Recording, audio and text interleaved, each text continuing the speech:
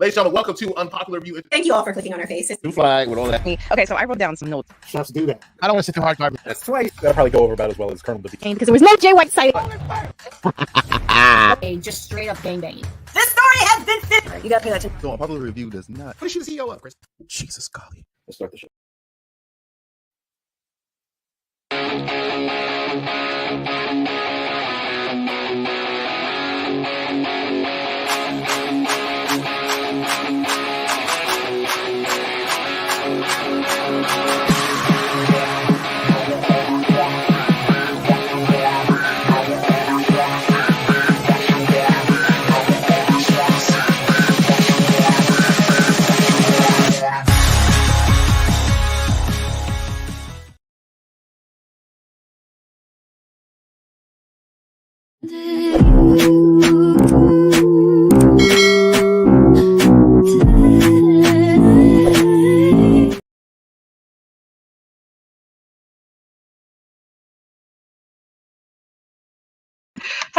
Hello, everyone. Hello, thank you for clicking on our faces.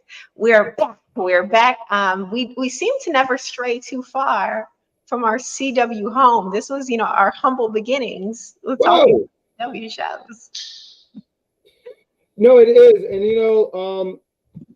it's crazy because I thought that Superman and Lois was going to come out on another date, and then when it was on Monday, I said. So I watched wrestling on Monday. I said, this is a terrible thing.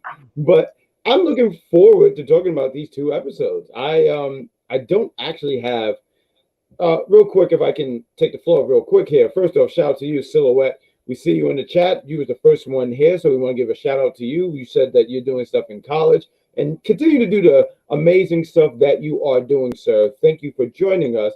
And also, too, I usually like to have like a Mama Bad Guy report because she was watching these first two episodes. I don't have a report except that we both can agree teenagers suck. Oh, well, yes. Teenagers suck. Bad guys suck. But joining us tonight. But now, before we hop into the episode, we'd like to start with a little news that's going around in, entertainment world. And I found a little something, and I wanted to hear your thoughts about it, Jack, because let's pull up the slide here. Robin Pattinson's Batman won't be the DCU's Batman. So this whole James Gunn universe that he's putting together, they're not going to be using Matt Reeves' Batman, aka Robert Pattinson. So, and there seems to be a little bit of influence from Matt Reeves in that decision. So let's read this clip here, courtesy of CBR.com.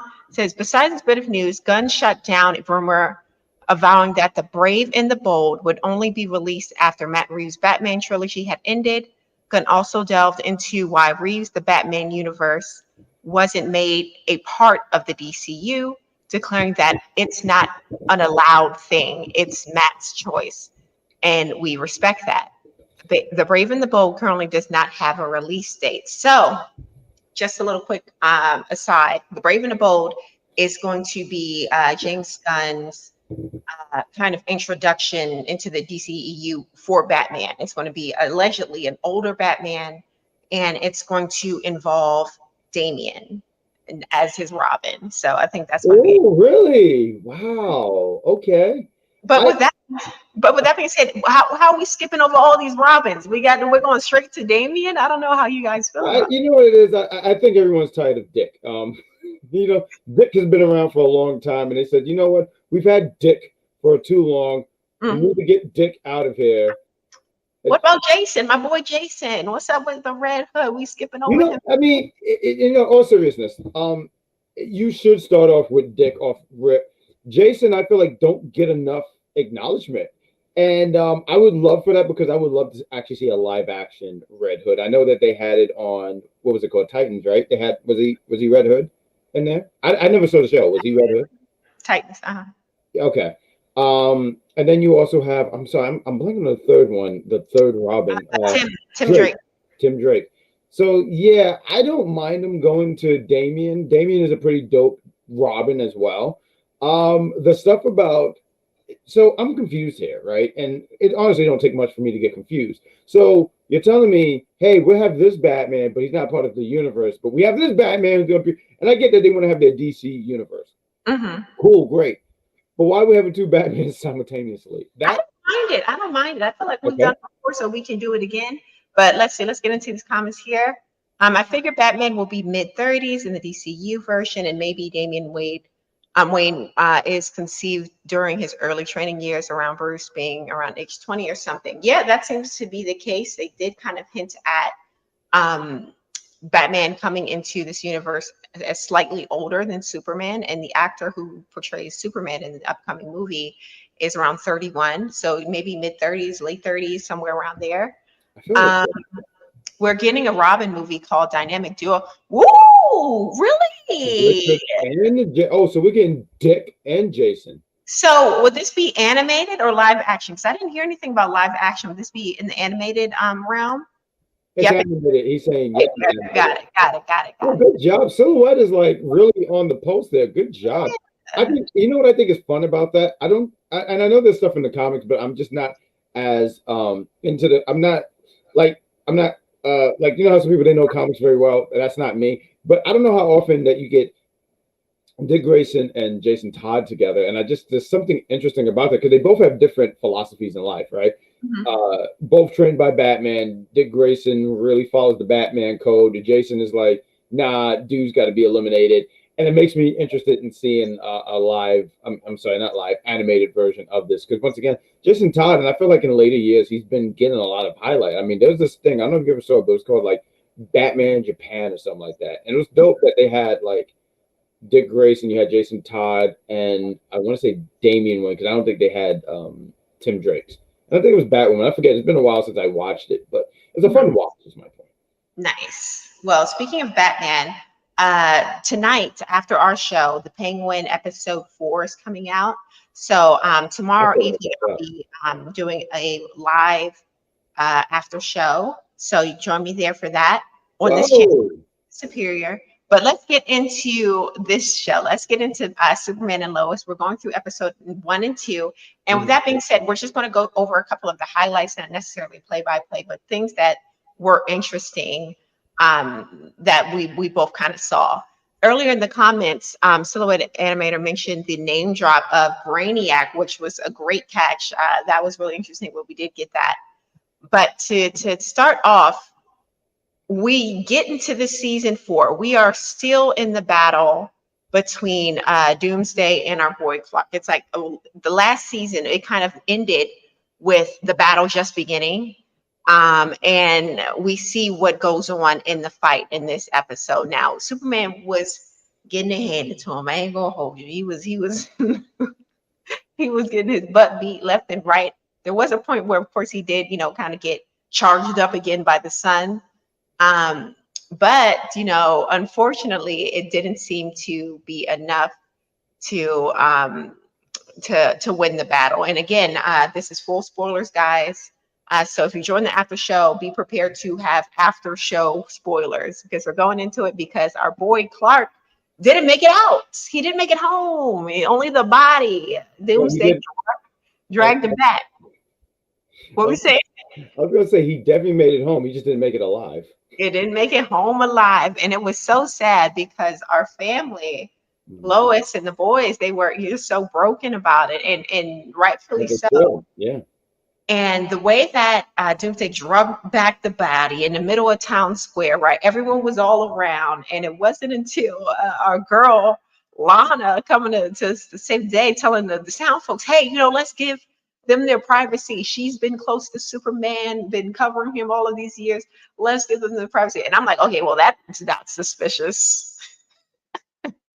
No, you're absolutely right. And there was a guy, and I know I'm jumping the gun here, so don't mind me here, but there was a guy who peeped immediately like, nah, there's something here. Matter of fact, right, immediately like, nah, because I went through that. I know that. Yeah, no, this was brutal stuff. To highlight something Silhouette said, this was brutal. I mean, this fight between the two, and one of the things I did like, I mean, they did touch on the fight, but they focused on a lot of other things, and they would go back to it. And I think they did a great balance of that. And I also think that But I was watching this fight, right? Like I know, look, the comic is Doomsday and the death of Superman and all that stuff. But when you know Superman, Superman is pretty much like unbreakable. And when I Yeah. was seeing him get punched by Doomsday, I was like, yo, he's really hitting Superman. Like, it's not often you see Superman his face do the, I call it the fat jiggle, where the face goes like, yeah. And shout out to I don't know if they're called the animators, but special effects people for the show because it looked pretty good. But this is CW. This isn't. They don't have DCU budget. They're doing it on CW budget, and I feel like they did a really great job with those visuals.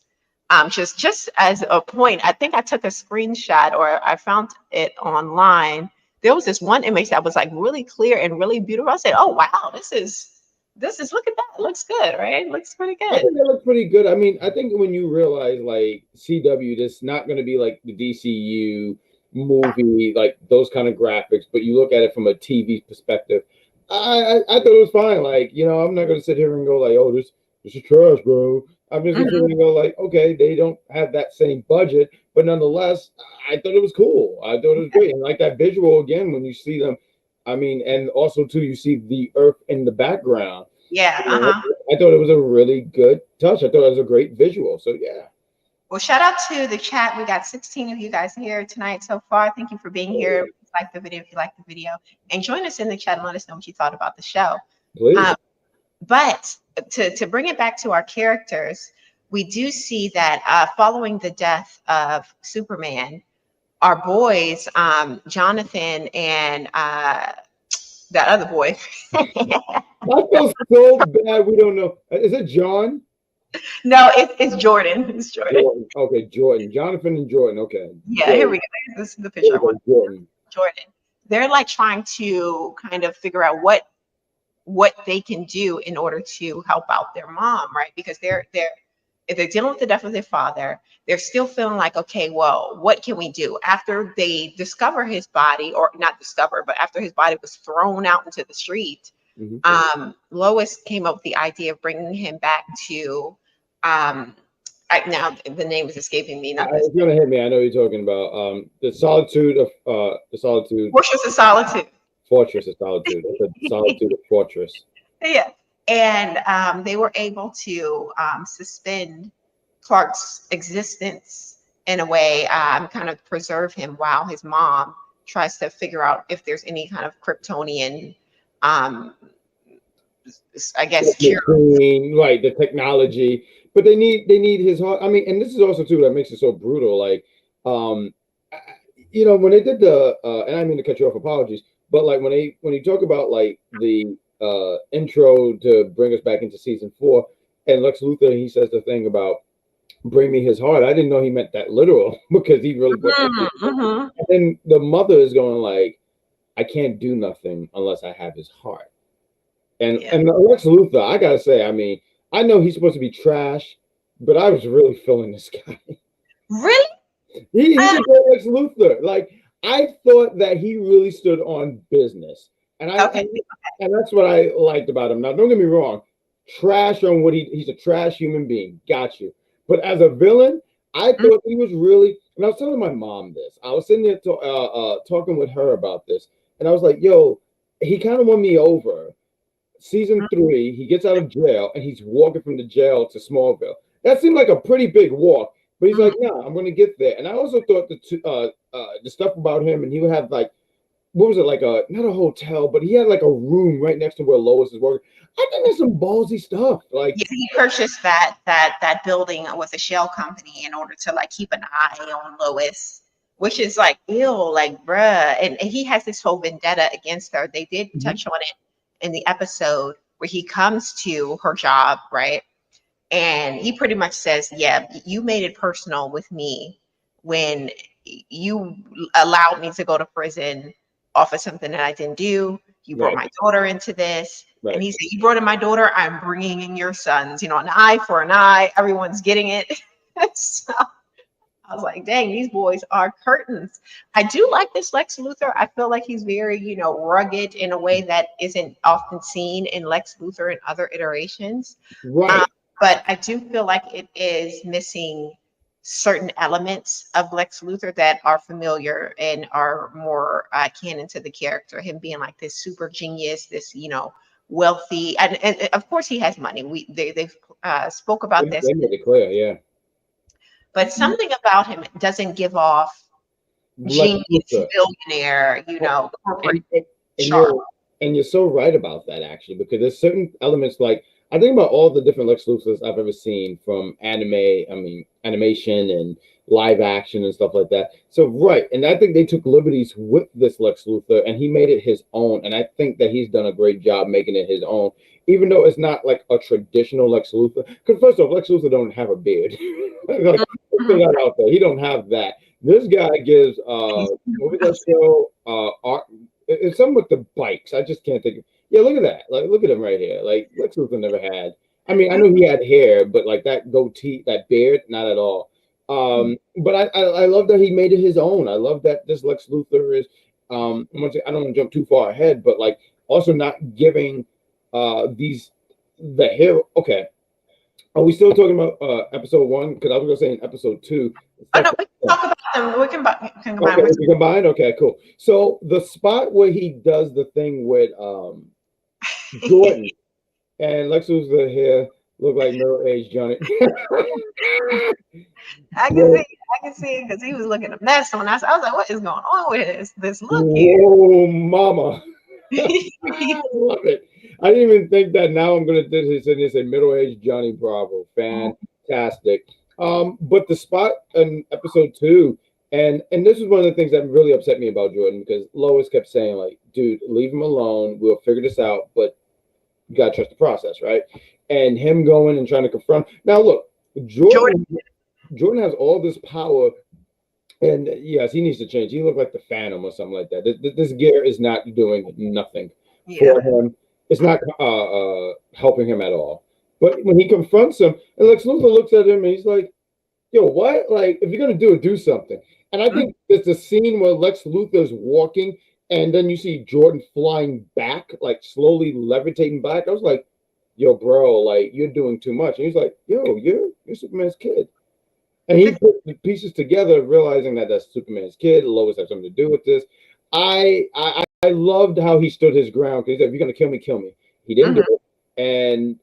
And also, too, when he makes a power move and he goes to Lois, or Lois goes to him, I forget which one, and he says, like, oh, you're Superman. Oh, you and Superman was a thing. Okay, cool. Hey, kid, did you have powers too? Like, I just thought it was so bad. Jonathan. Yeah, Jonathan. And I'm laughing at Jonathan. He doesn't say nothing. Oh, it's good you don't have powers. It doesn't help you out at the end. Yeah, Jonathan had that face right there. That's pretty much me on payday. I've been feeling this way since last season. I'm really liking Jonathan. I like that he's, becoming more level-headed, and he's kind of like the not the peacekeeper, but he's the most calm and the one who thinks out things the most, I feel. And I enjoy that with his character. But Jordan, on the other hand, Jordan.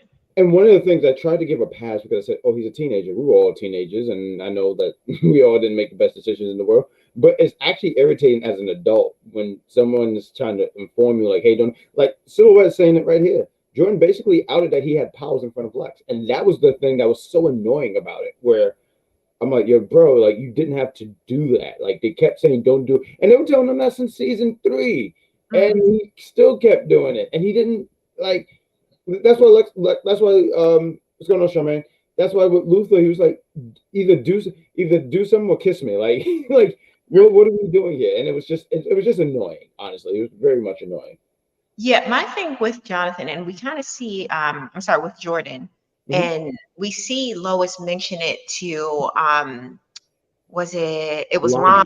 They had their sit down, and she was kind of, first telling her that the Towns guy knows that you're Superman's wife, right? Right. And secondly, Lois was kind of mentioning how Jordan was so brash and how she thought his powers, when he got them, would be good for him, considering, the struggles he was having pre-powers. But it just seems to like amplify certain issues that he's having, like his need for like attention and his kind of headstrongness. And there comes a point in the episode, in episode 2, where she gets a call from, Clark, who she thought was Clark. AI And Clark. just like an AI version of Clark's voice, pretty much letting her know that, hey, the boys are in trouble and you have an option to save one or the other. And I thought this was really interesting to do in the show. And of course, she didn't want to choose. She's like, just stop this or whatever. And it got down to the last seconds. Like, if you don't choose, they're both going to die, right? And we see she has her phone, but we don't see if she chose 1 for Jonathan or 2 for Jordan. But we do hear a tone, right? We do hear a tone. And based off the tone, because I paused it and then I listened to the keys on my own phone to hear if I can kind of match it up, if it was the tone of a 1 when you press it, or a 2 if you press, because I'm a sneaky, I like to figure shit out. I know you do. No, 100%. Yeah. But what did you get? And based off of what I heard, again, I could be wrong, but when I tried it on my phone, it sounded more close to the tone of 2, meaning that she picked to save Jonathan and not save Jordan. And I'm like, okay, was that what they trying to, let us know how she was feeling about him? Like, and not for nothing, I know it's going to play back into a later episode, and I just want to highlight a little bit of what Silhouette is saying. He said, yep, I think she picked the kid with powers, Jordan, and Jonathan will find out later. I kind of think that she picked Jonathan. Great job on you on honestly, Mystery Inc. would love you on their team 1, see the superior. But I feel like she picked Jonathan. And I think there's a few things in it. One, it's Jonathan. There's a few things. Jordan have powers and he can handle himself. And also, 2, Jordan's kind of a pain in the ass. Yeah. So, I'm sorry. Yeah, I honestly, she's a mom, so it's hard to pick and choose. But if I was her, I'm picking Jonathan, because I said he's more level-headed. Jordan is already out here doing crazy stuff. You can't control Jordan. One episode of anger, you snapped into. He's not calm like Clark. He doesn't have the same temperament as Clark. So, and there was a point in the episode where she mentions to Jordan, "You're not like your father," and he was so hurt by it that she had to add "yet," right? But he didn't even, by that point, he wasn't even listening to the "yet." He was just listening. "You're not like your father. I'll never be." This is his villain origin story. I swear to God, this day after the rejection from Sarah from last season, him, father, and him, I'm telling you, it's all kind of coming together. I love the story that you're putting together, because you're saying if there was a season 5, this kid would be over the edge. This kid would be the main villain. Yes, the only reason he's not going to be a villain is because this is the final season. If this was going on for another season or 2, he would definitely have his villain. One season superior, give it time. We're going to make the script for season 5, and we're going to throw it out there. So you wait and see. Season 5 is coming, guys. We just need 2 years to just come up with everything in the budget. But I really liked how they played the ending of that episode with us not seeing who she chose. Yeah. We kind of speculate and all of that. I really liked that. And I really like that we got a little bit more of Lana, because Lana's my girl, and I like to see her. Lana's a sweetheart, yeah. Yeah, she does everything that she can for the Kents.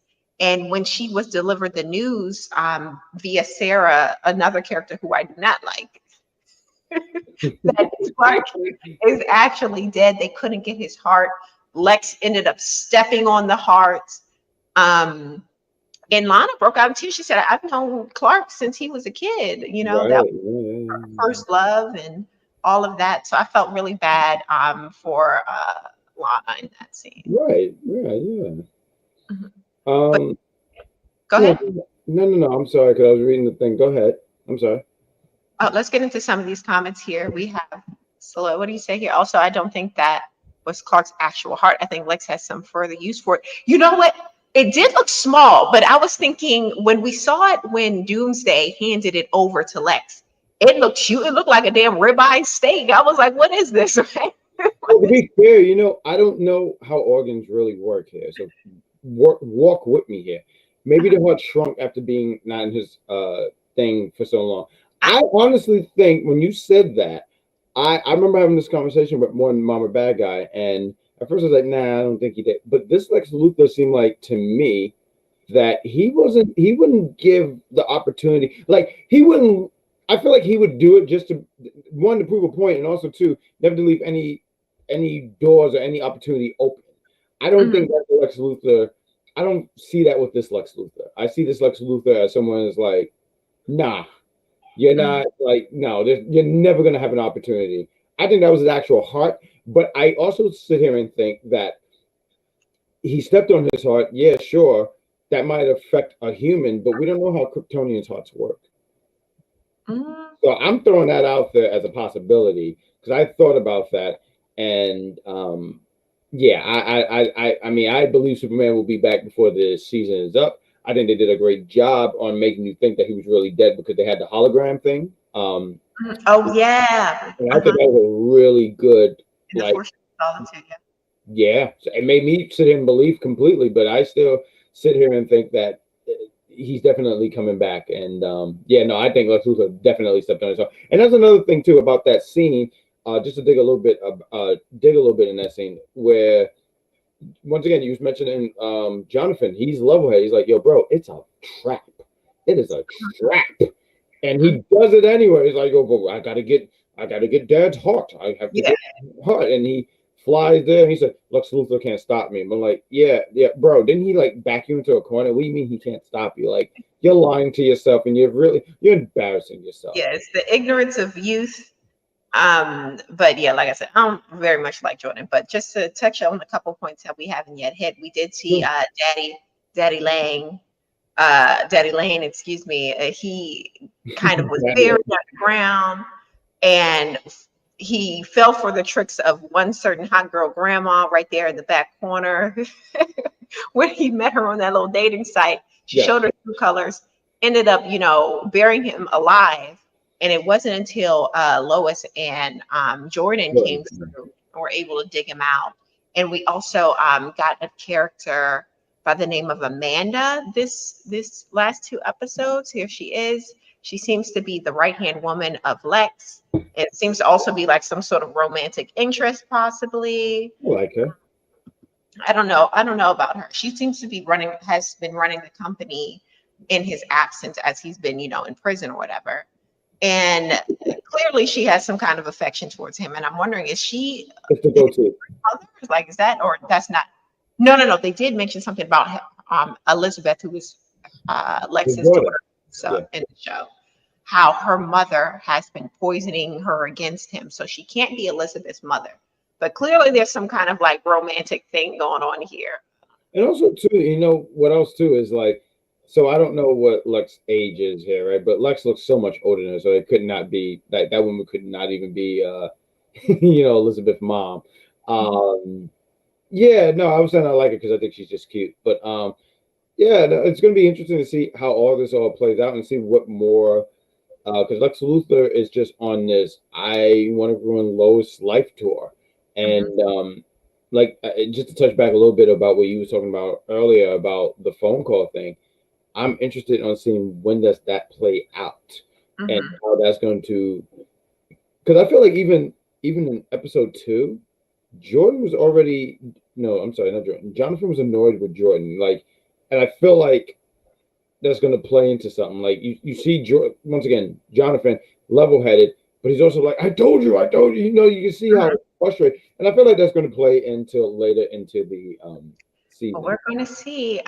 Just getting to a couple of comments before we end the show. Please. We have Silhouette Animator talking about when Jordan smacked. Oh, is that the guy? Is that the guy in the corner, the big brute guy? I could have swore he died. And then they ended the episode talking about, they made a line which implied that guy was still alive. And I don't see how the way he knocked that man into like a space almost. I thought he died too. But yeah, that's crazy. Otis is like the burly henchman that survives insane damage and harm that would be fatal for the average human. Reminds me of Hun from the 2003 TNT cartoon. Oh, okay. See, I don't know what it is, But I don't know if he's been taking like some, super soldier serum or whatever, because he definitely should be dead at this point. I don't know how he survived that. You know what I think? I think you guys are not realizing Otis is Kryptonian. So when he felt that, he said, "This is a Tuesday for me." Okay. But yeah, that was just the breakdown of the first 2 episodes. Again, the CW shows, they always have a special place in my heart. I will always come back to the CW to watch a couple, DC shows. And I'm excited to get to episode 3 to see what's going on, and we finally get to see who Lois chose for sure. But yeah, like the video if you like the video. And Jackie. Hold up, whoa, real quick, because I know the show is ending. We went 30 minutes, and we want to thank you guys, 26 of you guys viewing us. So appreciate you guys. But one, see the superior. We are going to continue to talk about Superman and Lois. We're not going to do it on a Sunday, but what day are we going to be doing Superman and Lois? Why don't you tell the people watching? Got it. So we did a special episode today to talk about the first 2 episodes, but we will be continuing our after show discussions of Superman and Lois on Tuesday. So every Tuesday at 8:10 CPT, you join us on our channel. We agreed to 7. Yeah. Oh, was it 8? We said 7. Oh, well, 7 7. on Tuesday, because 8. I have a show to prep for around 8. Okay, well, scratch that. We're doing every Tuesdays at 7:10 CPT, and to discuss the show. So Tuesdays at 7-ish, and Wednesdays we talk about Agatha All Along. So Agatha All Along, roughly around 10. Superman and Lois, roughly around 7. Okay, got it, guys? All right. Yeah, Tuesday at 7. Yeah, thank you. Silhouette's got it in the comments. You got it. Look at that. Silhouette here. Silhouette. Thank you, sir. Silhouette, we want to give you an invite to the show one day. So if you are interested in joining us to talk about Superman and Lois, because this is going to be the last, he put it, the last show for the Arrowverse. But if you like Marvel or anything, we would like to have you on, because we do appreciate you. We see you in the chat. You give great information to help us out, because there's things that we might have missed. So thank you, One Silhouette, for being here with us. I don't know how long it's been, but we appreciate you, sir. And also to our third co-host, the American Dream Real Estate. He hasn't seen it yet, but please check it out. All right. Thanks for watching. And again, if you like the video, please like the video and join us next time. Bye.